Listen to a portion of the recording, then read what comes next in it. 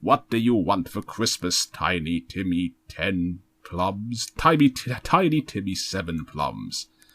Imagine that somebody called Tiny Timmy 7 plums wants to learn about the subject of today's video. Tiny Timmy 7 plums was not born until recently. He's a young spog. He was born in 2008. He doesn't know anything about no 1990s Windows 95 stuff. So Tiny Timmy 7 plums needs to know what the deal is with Microsoft Encarta. Well, Tiny Timmy 7 plums, back in the 1990s, before the internet, back when you had to go to a library, or dare I say, ask another person if you wanted to get the answer to a question you didn't know. There was no internet. You didn't, you had to do those things to find out stuff. But some people didn't want to have to do that. Some people would like to have all the information in the world right there at their fingertips. And lucky for them, there was already stuff to do with that. Even hundreds of years ago, they were called encyclopedias. You could look up encyclopedias to get your fix for information. And in the 90s, Microsoft made an encyclopedia for your computer called Encarta. I don't know why it was called Encarta, but it was what was there before Wikipedia. And it's this, Microsoft Encarta.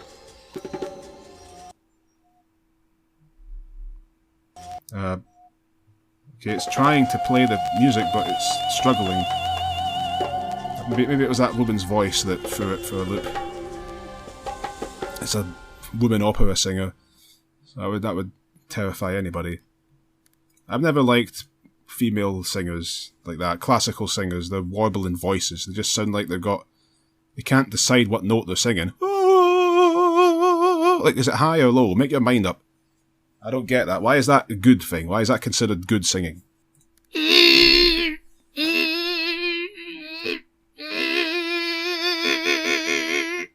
Yeah, so I don't like professional classical singing. That's the lesson for today. Like, why is it? Can somebody tell me why it's considered the good singing to go... It's just... They're just indecisive. That's the problem. They can't decide where the note should be. Should be There, why is that so hard? Well, maybe we'll find out the answer in Encarta 97. What better place to start than... Well, actually, the best place to start is with an overview of Encarta Encyclopedia. It's using that Japanese thing where they've got a little line thing at the top left of the text. That's what this is. You see that in Japanese video games all the time. When characters are talking, they'll put a little partial box like that up at the top left. Anyway, let's have a look at the overview, why don't we? Overview is presented by a lion. Lion, it's not a lion, it's a tiger. That tiger must be saying this introduction. Rawr! Introduction. Encarta 97 Encyclopedia offers many ways to discover information. Rawr! This overview introduces some of the features and tools that can help you find what you want. From within either this overview of the encyclopedia or the encyclopedia, you can click the help button to display more detailed assistance. Yar, rarg, yar, shivers me timbers, me hearties, yar. Okay, let's have a look at all of this then. That's the home screen.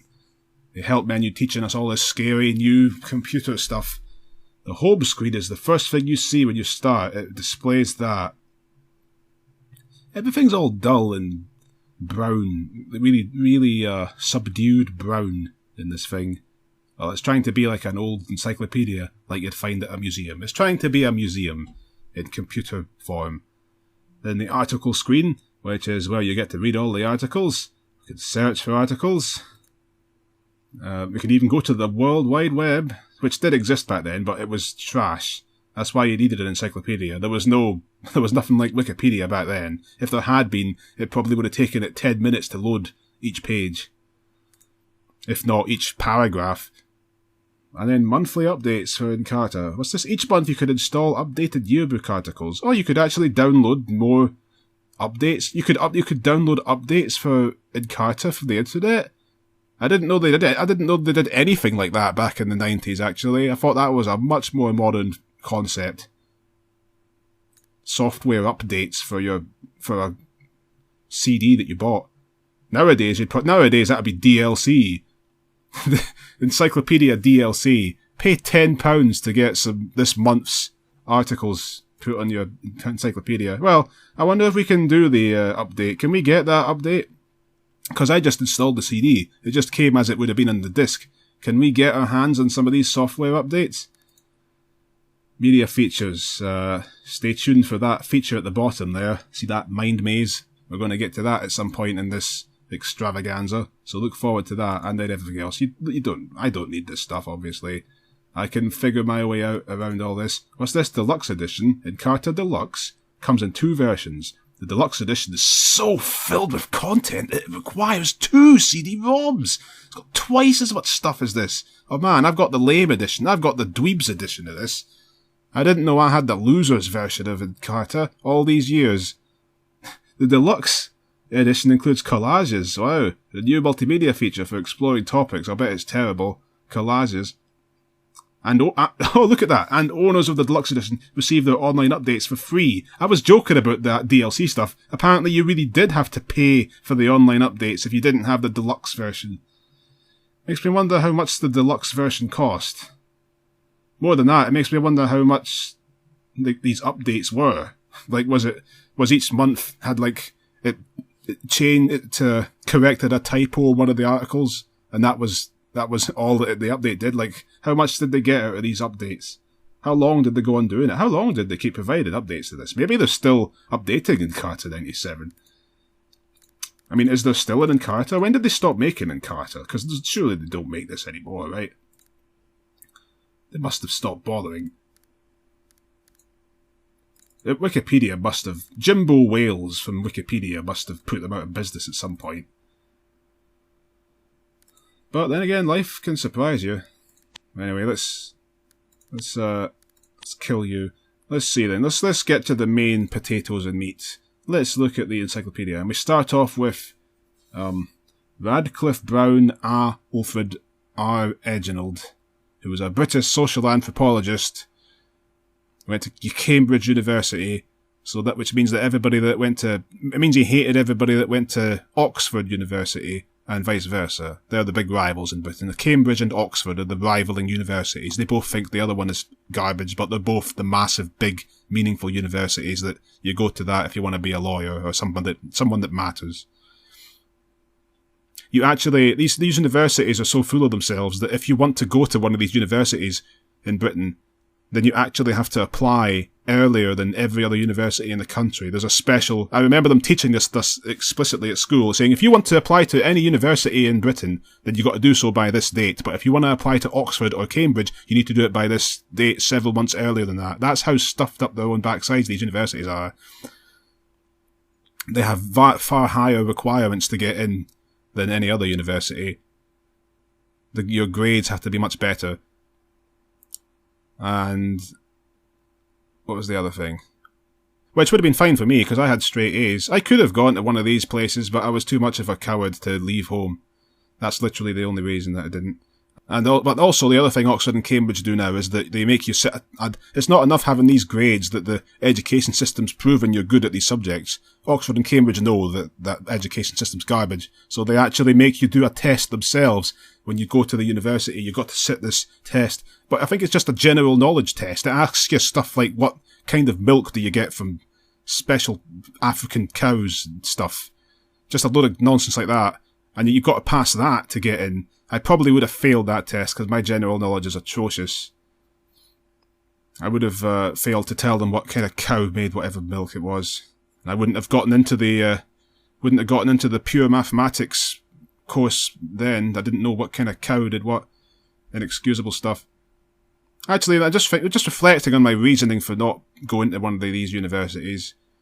It's very, very similar to my reasoning as a child too. A similar thing. As a child in primary 7 or something, we were doing this reading project. We were getting asked to read a bunch of books, and they said that if you read enough books, if you read like 12 books in the year and did an essay on them, then you got to go on a trip to London. Well, they didn't tell you that at first. They said there's a special prize if you manage to read enough books and review them in the year. And I was excited at first. I was going, oh, hey, I want that prize. So I started I started myself working hard, reading these books and writing meaningful things on them, and it was doing well, it was going well. I would have done it. I think I possibly did do it, but like a lot of things in my school years, as I said, I just kept it under the carpet. I didn't tell them I'd done it yet. I was just saving it to bring it out later when they would expect a normal person to have done it. And but it's a good thing I did that for my sake, because then later they revealed the grand prize is a trip to London. You get to go to London and spend a couple of days in London. It sounds wonderful, doesn't it? But not to me. Not to me. I was terrified of that. I was scared to death of leaving my house, leaving my home and going somewhere far away like that. Even though I think my parents would have been with me, it just still disturbed me. And so I buckled up and just said, nope, stuff that. I didn't do any more of the reading stuff. I never told them I'd read it. And there was one other, the smart kid in the class got to go instead. And, maybe that was actually secretly an enrollment program into the season 1 Simpsons Genius School. And I didn't know it. But either way, so yeah, similar to that then. I decided to shaft myself in adulthood like I did in childhood by not going to the universities that mean something, because I was scared of going to London. Maybe I would have got swallowed by a whale or something if I'd gone there. Who knows what stuff they've got in London. So anyway, that's the... Wait, I just realised, are these universities even in London, Oxford and Cambridge? I mean, everything is in London, so I'm guessing they are, but maybe they're not. Again, that's demonstrating my bad general knowledge by saying that. I don't actually know. Well, that's what Encarta's for. It's here to help me learn about that. There was something else I was going to say about Oxford and Cambridge. Oh yeah, I had another story. Somebody said that, well, another reason I probably would have hated Oxford and Cambridge is it's going to be, let's be honest, it's going to be full of stuck-up, self-righteous twerps as well. It's the other thing. It's going to be full of the genius kids from the season 1 Simpsons Genius School. It'll just be nothing but people that quote Nietzsche and think they're all so great and smart and it's probably that. I'm glad I didn't go. Get stuffed Oxford and Cambridge. Yeah, I was going to say, has America got an equivalent? Does America have rivaling universities? I know they've got Harvard, and there's one called Yale. I think they might possibly be the equivalent. They probably hate each other's guts. Every year in Britain, the Oxford and Cambridge universities have a big boat race for some stupid reason. Like everything else in the human race, to avoid going to war with each other, they settle it in sports. So Oxford and Cambridge have the yearly bicep flexing exercise in the form of this stupid boat race that doesn't mean anything, but they do it anyway. Nobody cares. A bunch of Oxford and Cambridge students race in boats to beat each other, prove which one's the best university. I think it's an old tradition. I don't know exactly how old. They probably had a...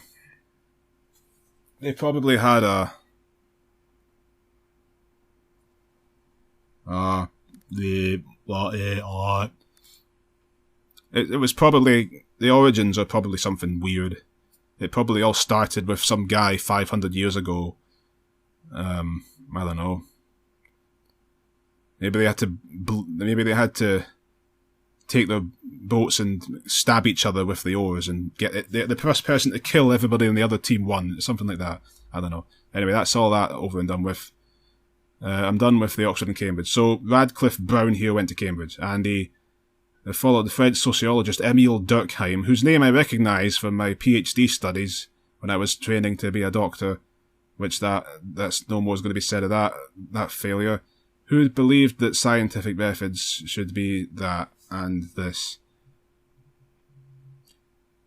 Say what you want about Dr. Ashen, who's got his big doctorate in psychology, but then he just decided to spend his life reviewing Poundland garbage. At least he got the doctorate.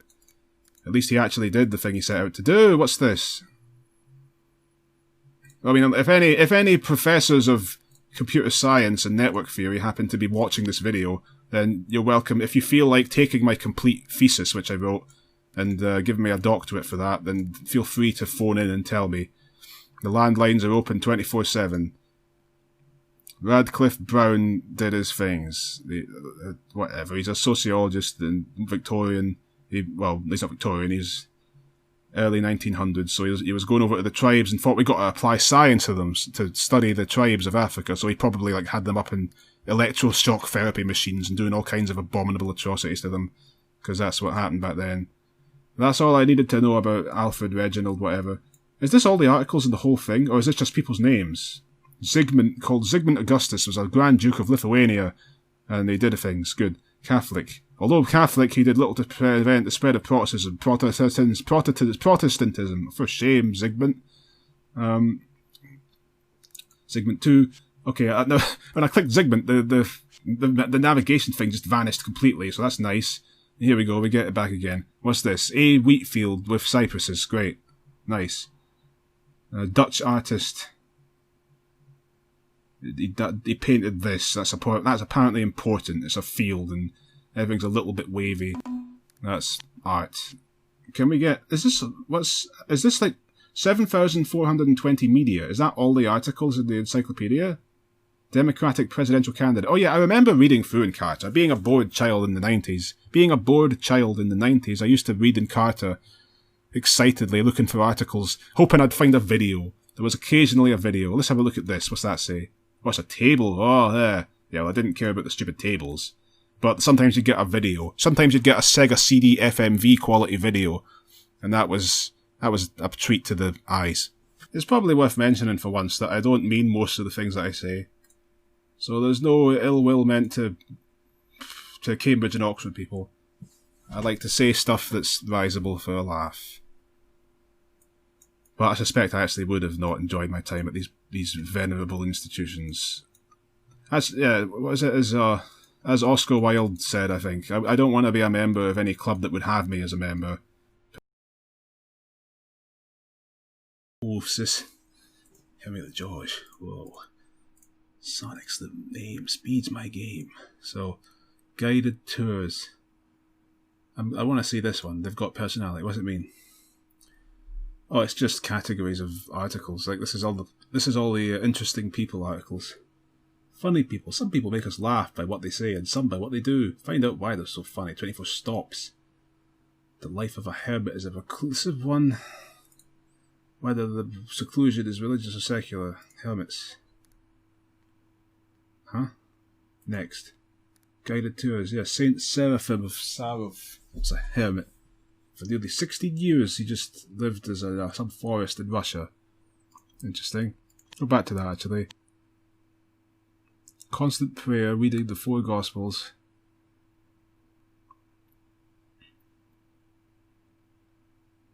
Okay. I'm interested in hermits, because that's practically what I am. So they intrigue me. Greta Garbo, was she a hermit? Withdrew from public view at the height of her popularity and lived in seclusion. I didn't know about this. Interesting. I mean, I don't really know, and I've heard of her. A lot of saints were hermits, I know that. J.D. Salinger, famous American writer. Is he the one that wrote, No, he's not. He wrote Catcher in the Rye, and he's still, well, I was thinking this meant he's still alive, but it meant he was still alive in 1997. Yeah, Encarta 1997. Whoops, no. His most important work, Catcher in the Rye, established him as a leading author and is still widely read, especially among adolescents. The hero of the book, Holden Caulfield, became a prototype of the rebellious and confused adolescent who discerns the phoniness of the adult world. Okay. Sounds eerily like me, but... what's this? Einstein... It didn't Catcher in the Rye, like... It got banned because someone killed somebody, but the book is actually really tame. South Park did something about it.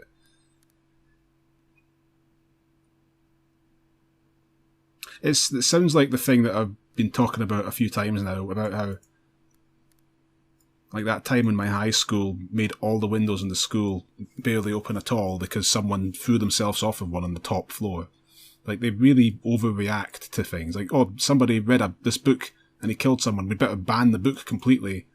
Like, oh, somebody threw a tiddlywink at somebody and it killed them, we better ban tiddlywinks worldwide. Like, really irrational things like that. Like, as if the tiddlywinks is somehow the problem. As if it's not just the tool that was used by the person that had the problem, you know? Like, this is a common thing.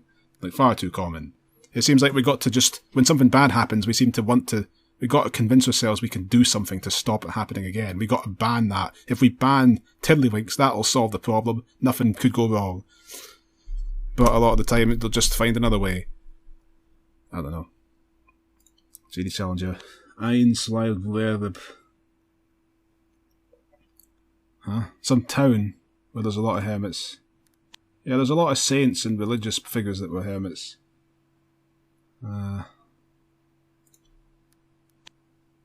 Howard Hughes.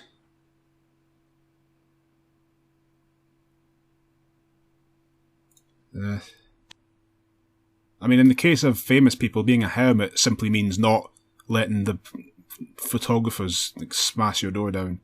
Thomas Pynchon, he's the one that, Gravity's Rainbow, a famous novel. And he's in seclusion. His academic and military records have been lost, because nobody cared about him before he became famous.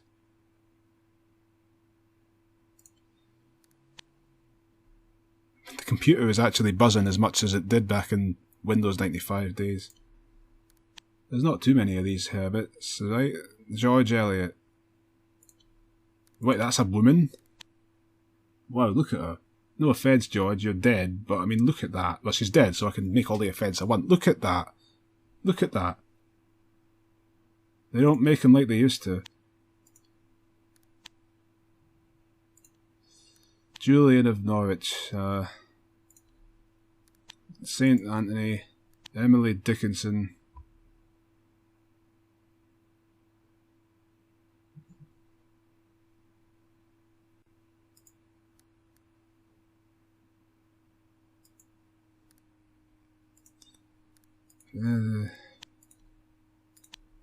Basil, Basil Proust. I didn't know he was a reclusive.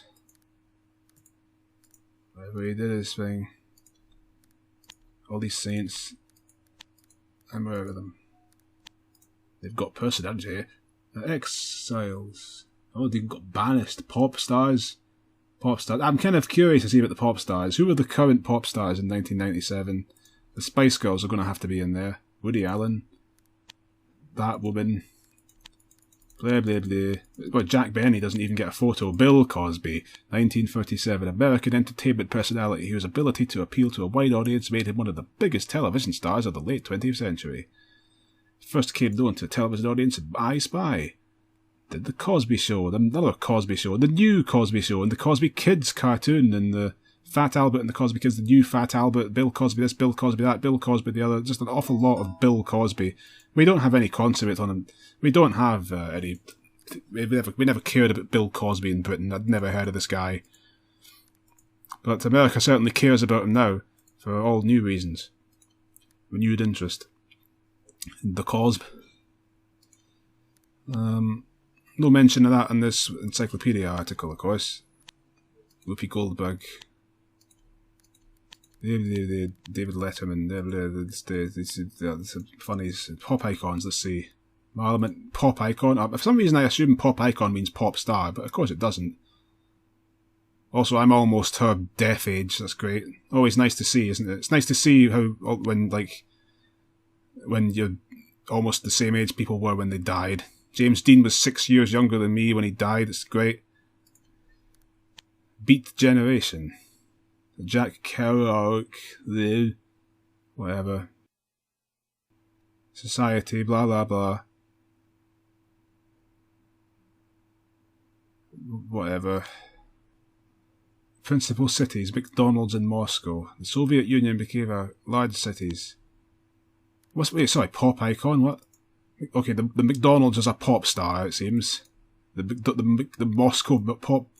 the Moscow McDonald's. Albert Einstein has a stupid pipe. The Beatles. Michael Jordan. Oh yeah, he counts. He's done a bunch of stuff. Space Jam might be mentioned in here, because I think it was out by the time this was done. But no Space Jam for him. John Kennedy, he's dead.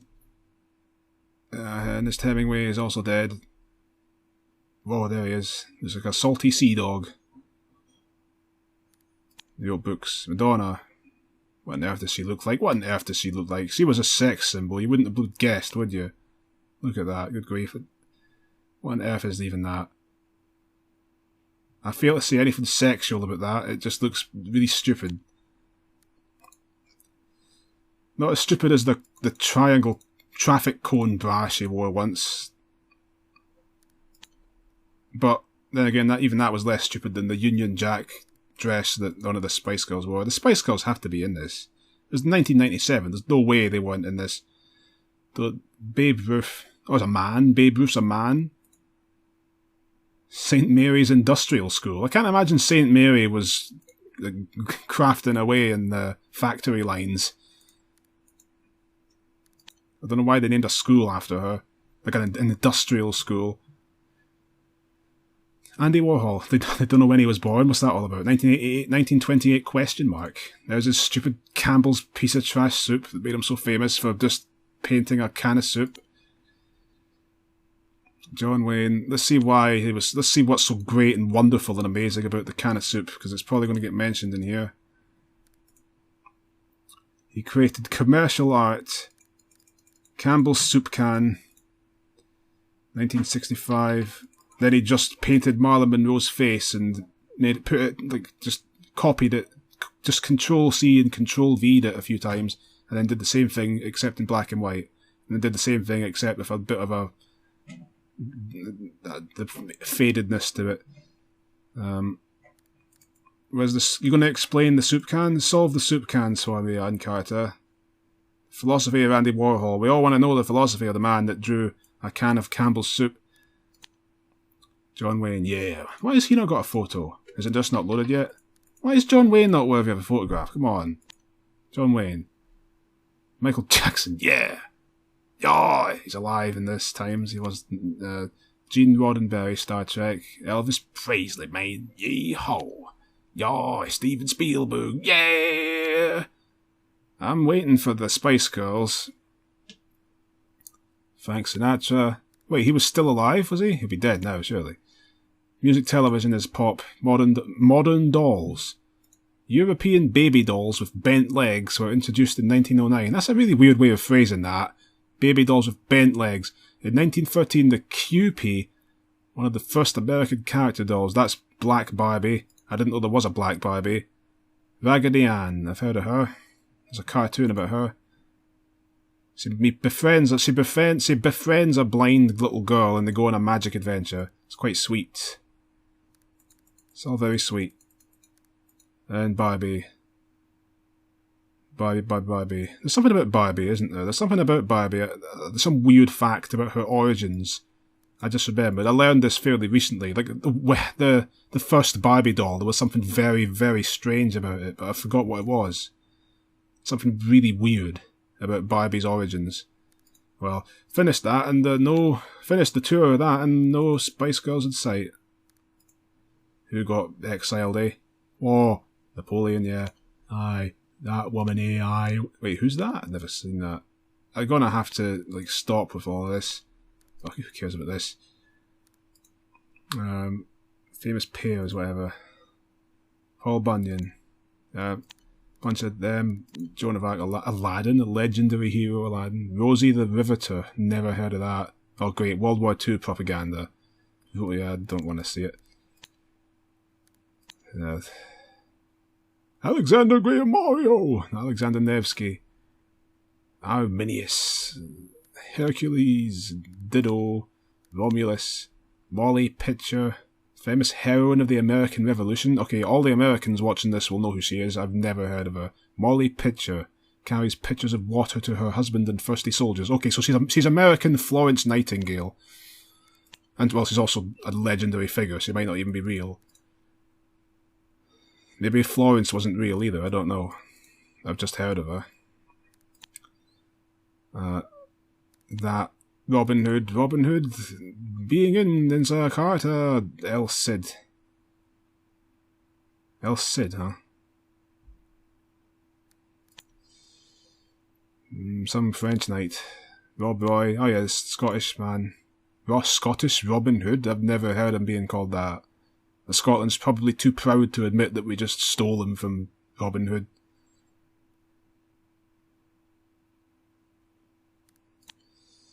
William Tell, yeah, shot in there. There, he's doing the one thing he's famous for right there. Shooting an apple off his son's head. I thought he did exist. Historians cannot verify the actual existence of William Tell. He was ordered to shoot an apple from his son's head. But they demanded they did this. he demanded. I thought he just did it out of like, confidence and showmanship and stuff. I thought he was just that much of an ego maniac. No, he was made to do it. According to the legend, Tell escaped from prison and killed the Austrian governor who had forced him to perform the feat. Oh, I didn't know that. That's the legend. So like the whole reason why he had to shoot the apple from his son's head was that a tyrannical government oppressor person. And so it inspired all the Swiss people to promote independence from Austria, okay? That was like the 14th century Swiss version of the Scottish independence movement these days. Then that'd be like if